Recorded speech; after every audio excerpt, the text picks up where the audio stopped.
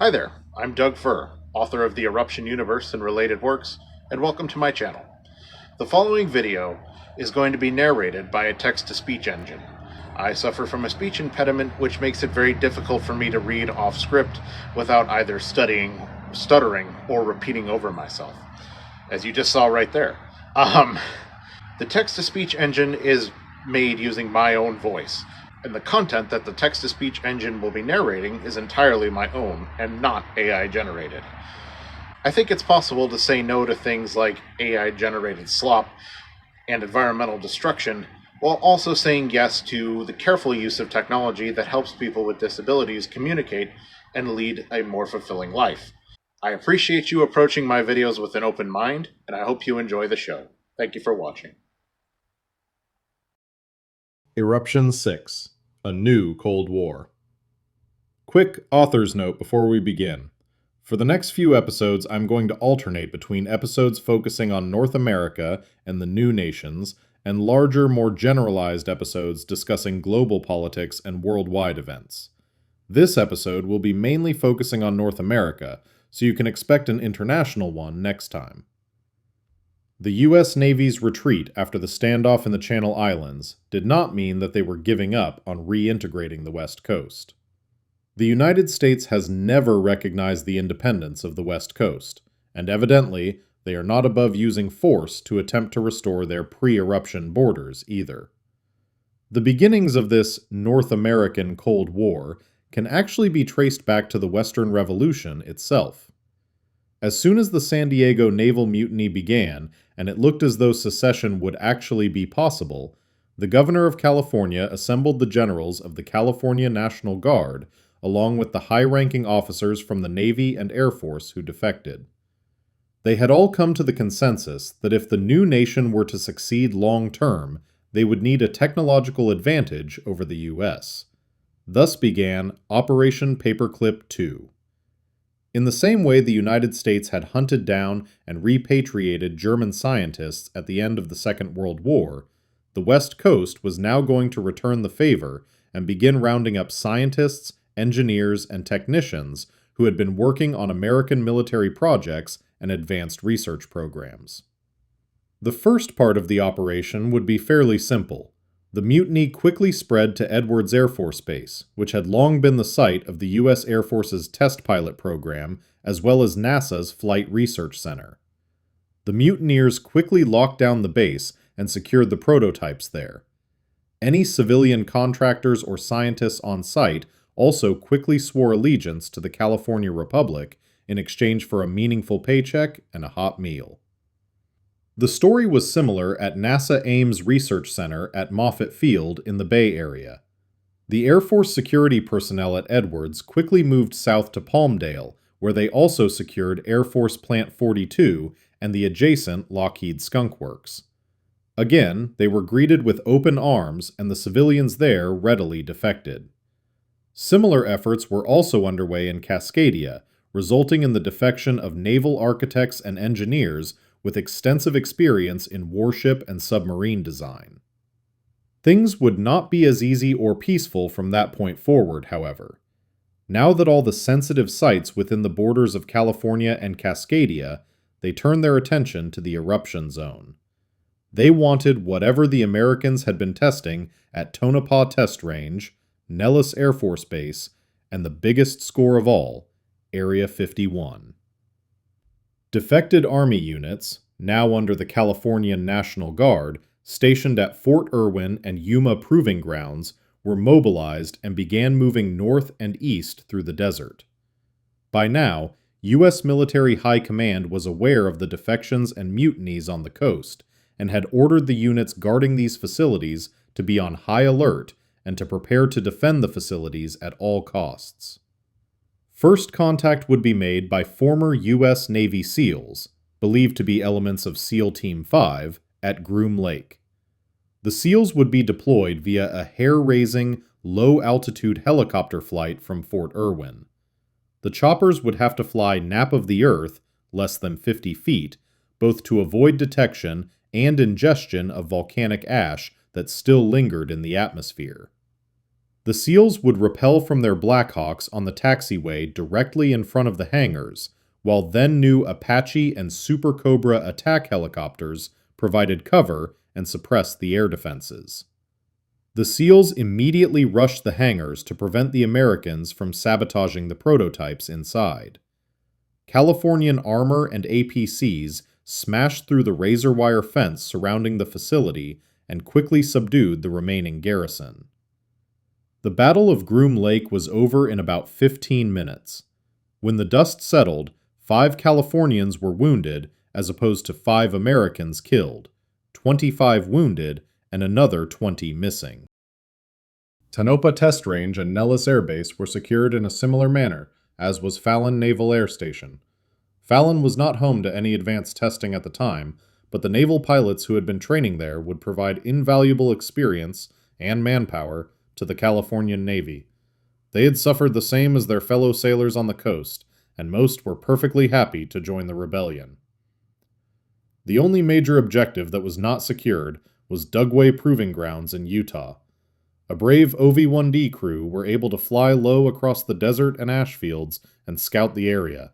They found that the entire complex had been destroyed and buried during the eruption, and there was no hope of recovering anyone or anything that might have been there. Despite flying as low as they could, the aircraft's engines were still damaged by ash in the air, and the crew was forced to ditch in the Nevada desert. They were safely rescued, though, as was their reconnaissance data. The U.S. immediately deduced the implications of these prototypes falling into rebel hands, and attempted to send a team of Delta Force operators to re-infiltrate the facilities and destroy the prototypes.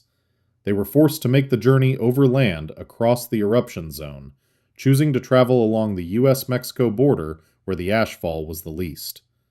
The Californians had been anticipating a U.S. counterattack, and kept both the SEALs and the armored cavalry forward deployed in Nevada should they be needed to defend the facilities. The Deltas were able to make it as far as Las Vegas before they were discovered. However, once they were found, they were ruthlessly hunted down by the SEALs, who had trained using the same tactics and had the largely same equipment. They were able to predict the Delta's every move, and with more resources at their disposal, well, most of the Deltas ended up in a shallow grave in the desert. The ramifications of this operation would be world-changing, and this will be a topic that will be fully explored in a future episode. But I do want to temper some expectations here. No, there were no aliens or any sort of fantastic sci-fi technologies being tested in the desert. Bummer, I know. But the goodies they did find were equally tantalizing. From Lockheed's facilities alone, they gathered several complete F-117As, along with pre-production prototypes and research materials, the Sea Shadow, preliminary design studies for what would become the RQ-3 Dark Star, several U-2s, preliminary designs for the YF-22, numerous missile and guided munition programs, including the Hellfire program, and to top it all off, most of the extant SR-71s and derivatives. Conversely, the United States would now be deprived of these systems and would now be limited to only equipment that had been designed or built in the East unless they reverse engineered it. One can pretty much assume that anything designed by or with the assistance of Boeing, Lockheed, Northrop, or any other Western defense contractor after 1985 would be under the control of the West Coast and not the United States. Any remaining assets these countries had east of the eruption zone would be confiscated by the U.S. Department of Defense and folded into other companies. This sort of cat-and-mouse game would continue throughout the late 80s. The U.S. would send a scouting party across the border or attempt a landing by submarine, and the counterintelligence forces on the West Coast would attempt to intercept them. The West would become increasingly more successful at this as their own national intelligence services started to get off the ground.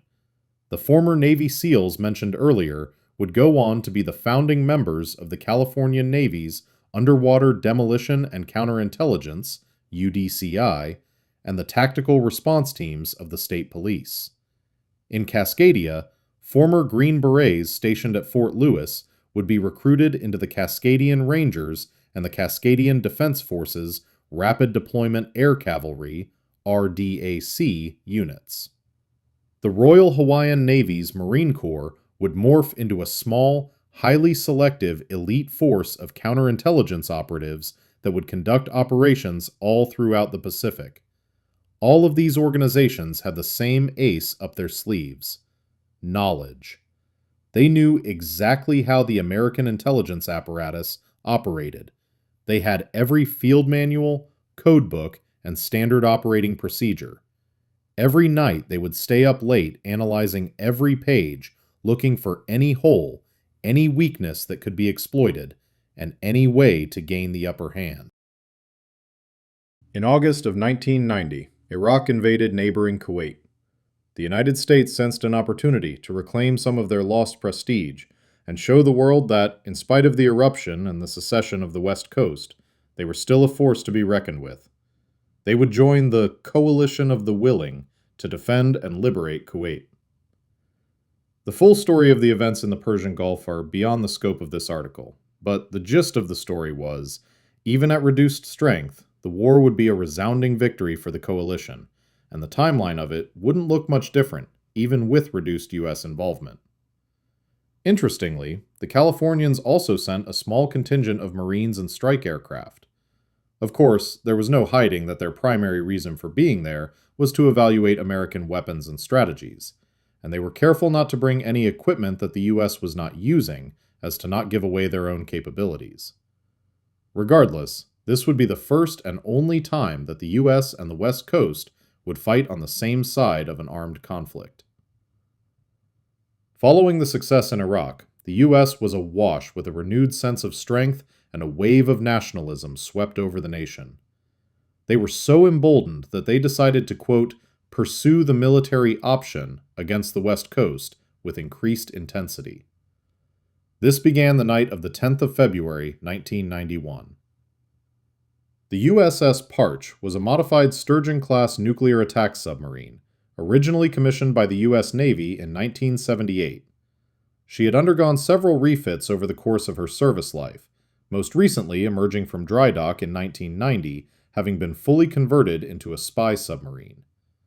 She had been extended by some 100 feet and fitted with retractable skids for landing on the sea floor and lockout chambers for launching divers and underwater surveillance apparatuses. Her primary missions during the Cold War were tapping Soviet undersea cables and recovering debris from missile tests. By the time her late 80s refit was completed, it was too late for her to harangue the Soviets, but she was just in time to go after the West Coast. Her first mission after refit would be attempting to sabotage undersea cables just outside San Francisco Bay. After a long shakedown cruise under the Arctic sea ice, there was no way the U.S. Navy was going to send their top-secret spy sub through the Panama Canal, she would rendezvous with CIA spy ship MV Woodrow Wilson, subtender USS Emory S. Land, and frigate USS Samuel Eliot Morrison somewhere off the coast of Alaska. The small flotilla would sail southward towards the Californian coast. The West Coast was expecting the U.S. to eventually try to interfere with their cables, and were likely aware of the Parch's capabilities prior to her refit. They would have known that she would eventually be at sea again and would be back at her old trade. Sure enough, in the pre-dawn hours of February 10th, when Californian underwater surveillance hydrophones picked up the signature of a modified Sturgeon-class boat. There was no doubt it had to be the Parch, and she was heading straight for the Farallon Islands and the cables. A Californian surface task group that had been tracking the U.S. surface ships was immediately given a bearing for the contact. By 0800, the Parch had been trapped in a field of sonobuoys, and the Maritime Patrol aircraft had locked down her position and course. An ASW helicopter was dispatched from the task group, and the crew attempted to contact the Parch using the underwater telephone connected to its dipping sonar. They advised that she was in territorial waters, and if she did not change course or surface, she would be fired upon. Perhaps the Parch couldn't hear the transmissions. Maybe the dipping sonar had a fault, or, perhaps in their hubris, they ignored the order. At 0907, 2 torpedoes were dropped on the Parch. The elongated and unwieldy boat had no chance of dodging the torpedoes, and they both found their targets. The Parch sank, with all hands lost. The spy ship and the USS Land were also sent to a watery grave. The frigate Morrison had been badly damaged by several hits from Harpoon missiles, but was miraculously still afloat. She limped southward towards the Panama Canal, but would eventually succumb to the sea off the coast of the Baja Peninsula. The surviving crew would be rescued by the Mexican Coast Guard and eventually repatriated. The consequences of the so-called Parche incident were immediate and global. The nations of East Asia and Oceania were furious at the Americans.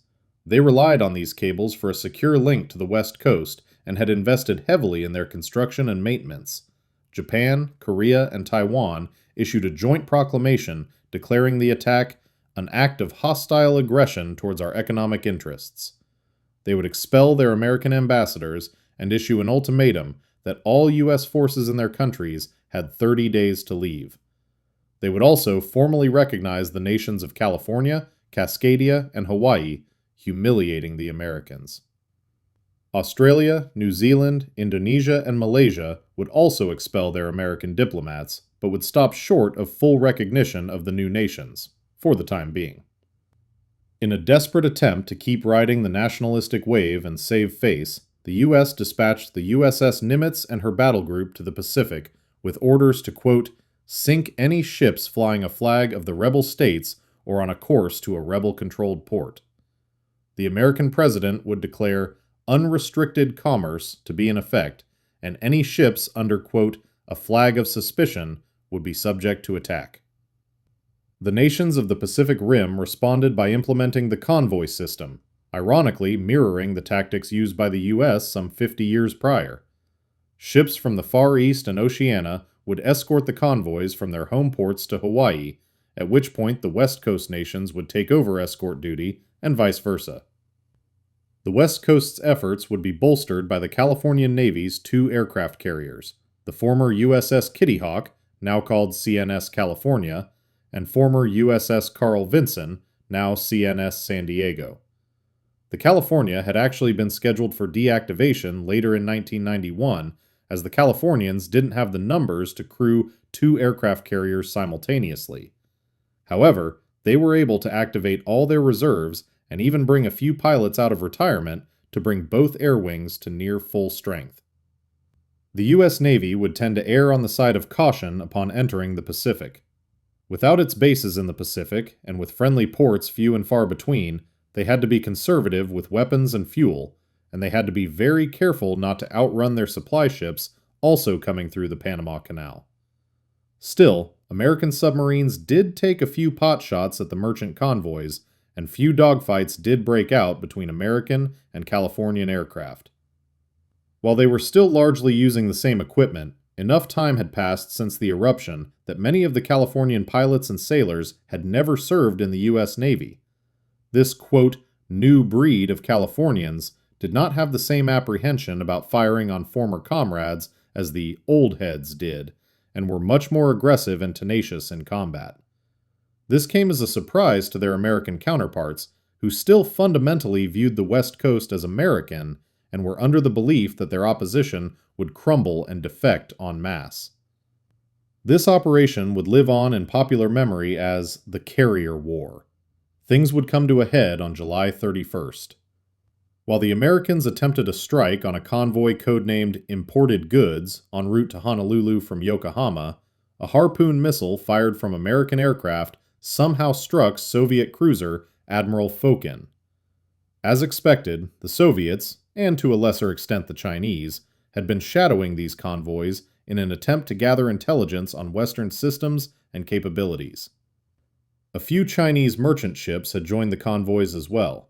The Americans claimed that the missile had been spoofed by defensive radar jamming and veered off target, but both the Soviets and West Coast rejected this theory, stating that the cruiser was well outside the combat area and would have been outside the Harpoon's range from the location it was allegedly fired from. The West Coast position was that this was a case of mistaken identity and showed the incompetence of U.S. Navy aviators. The Soviets, however, claimed it was a deliberate attack and threatened immediate and swift escalation if the attacks on shipping in the Pacific did not cease. This was taken to mean either an attack on NATO in Europe or potential nuclear exchange. The U.S. called off the operation. It was the closest the world had come to nuclear war since the Cuban Missile Crisis. While the naval harassment had ended, the U.S. would continue to send operatives and special forces across the eruption zone. The reopening of the highways and railroads through the Rockies in the early 90s made this somewhat more straightforward. However, the West's counterintelligence services were evidently up to the task. So many American operatives had been captured or killed that by 1993, so-called brain drain had become a serious issue. The loss of experienced operators had led to a lack of practical knowledge and hands-on skills that could be passed on to new recruits. Entire platoons were being sent over, straight out of training, only for none of them to return. In a 1994 congressional hearing, legendary Delta Force operator Sergeant Major Mike Vinning had been called to testify, to which he delivered the grim remarks, "There's no one left. Within the SFOD, it is myself and maybe 3 or 4 senior NCOs with any experience. Once they get out of OTC, we try to train as much as we can, but they get sent over within a month or two. I simply cannot train them to the level required to complete these sort of complex operations, especially when our enemy is trained to the same level. I might be able to work with a group of green operators going into a third world country somewhere, but the West Coast, they've got our number. All my experienced men are either dead or sitting in solitary confinement at Folsom Prison. With all due respect, Senator, these types of activities are unsustainable with our current losses." Congress had apparently listened to Mr. Vinning and the other testimonies, as most major offensive operations against the West Coast had ceased by the end of the year. The West Coast had also engaged in covert operations against the U.S. However, they were generally less oriented towards sabotage and more intelligence gathering and reconnaissance missions. The Cascadian National Reconnaissance Office would emerge as the most adept in spying, and they would teach their tradecraft to operatives from all 3 nations. By 1996, trade had begun to normalize between the U.S. and the West, and that, combined with the launch, no pun intended, of the West's space program and the rise of the Internet, meant that surveillance had shifted to satellite and cyber intelligence. Both sides would still employ agents on the ground, increasingly so as tensions began to rise again in the 2000s. We'll end today with some cultural touchstones. In the real world, the movie Top Gun was released in 1986. Obviously, in Eruption, the Yellowstone disaster would have delayed production, and after California's secession, a movie about and indirectly praising the U.S. military would not have been in good taste, so the project was shelved indefinitely.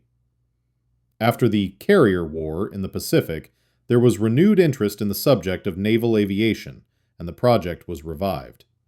The script was rewritten to feature Maverick as a Californian Tomcat pilot serving on the San Diego, facing off against his old flight school rival, Iceman, who is still flying for the U.S. The movie follows them across the Pacific as they keep meeting each other in combat, but neither can gain the upper hand. Goose is killed when Iceman is able to hit the Tomcat with his cannon, but Maverick is able to return to the ship. The movie climaxes with Maverick finally getting a clean hit on Iceman with an AIM-7, getting revenge for Goose's death. The movie released in 1995 to worldwide acclaim, except in the US, where it would be censored. Stories of intrigue, spycraft, and secret weapons coming out of the eruption zone also fueled a resurgence of techno-thrillers and secret agent movies, TV shows, video games, and novels. Much like my own inspiration for writing my stories. Until next time.